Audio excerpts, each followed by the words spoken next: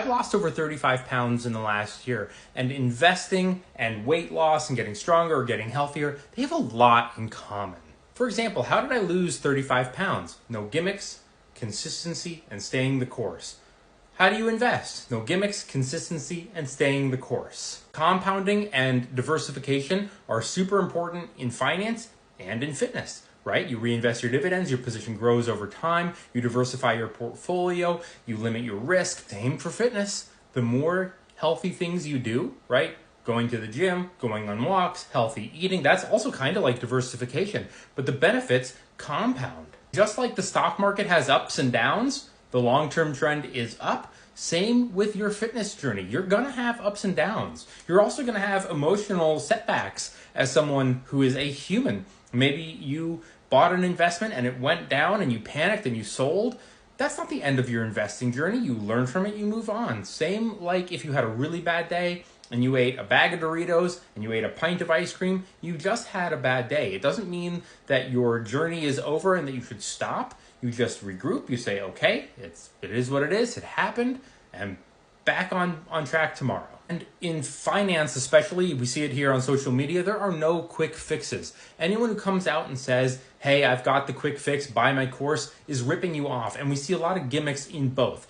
Finance and fitness are very susceptible to scams, gimmicks, fads. None of this stuff really works. It comes down to consistency and staying the course and ignoring all the gimmicks. It's also a huge benefit to start investing very early. You master your finances. It takes a smaller amount of money to build over a long period of time. Same with fitness. If you get into that fitness mindset when you're in your teens or early 20s, it's so much easier to stay on course than when you start lifting weights in your 60s, 70s, or 80s. I cannot tell you how many people who are like 70 and above go to my gym, and you can dramatically spot the difference of the 70 or 80-year-old who's been exercising their whole life versus the 80-year-old who's afraid that time is running out and they better start now.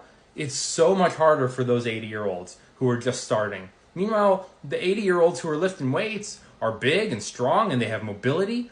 They can stand up. They're not, their balance isn't an issue.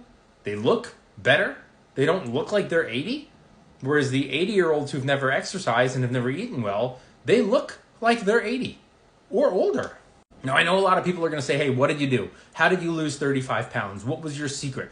For me, I've been a big weightlifter my whole life. So going to the gym, I've always loved. That's not the issue. For me, one of the issues was I needed to up my cardio. I needed to burn more calories. So I go to the gym a couple more days a week now just to do cardio at a steep incline for about 30 to 40 minutes at a moderate, 2.7 speed. That has helped dramatically. Also for me, it's food, it's portions. So my portions have come way down. One little mental trick is to use smaller bowls or plates. So even if you do go back for seconds, it's less food. Big salad house now. We didn't used to be a big salad house. Now we're a huge salad house. And little things too. This is something I've done once I felt like I got into a rut and I needed to boost things a little bit more, was I started looking at stuff like I use full fat mayonnaise. So now I use light mayonnaise. If I'm going to make a salad dressing that requires mayo, maybe I use Greek yogurt instead.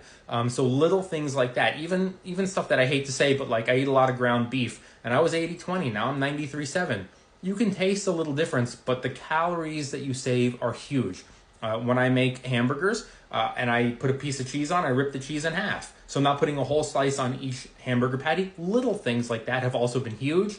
I'm a late night snacker.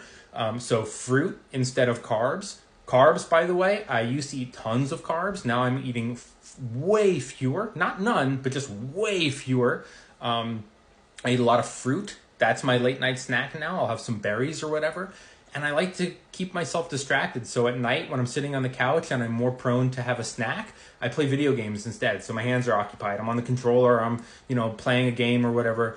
So all of those things have made a huge difference for me. I know every body is different, so some stuff might work for me and might not work for others, but definitely just being mindful of what I'm eating, when I'm eating, and filling up on salads first. So lots of veggies.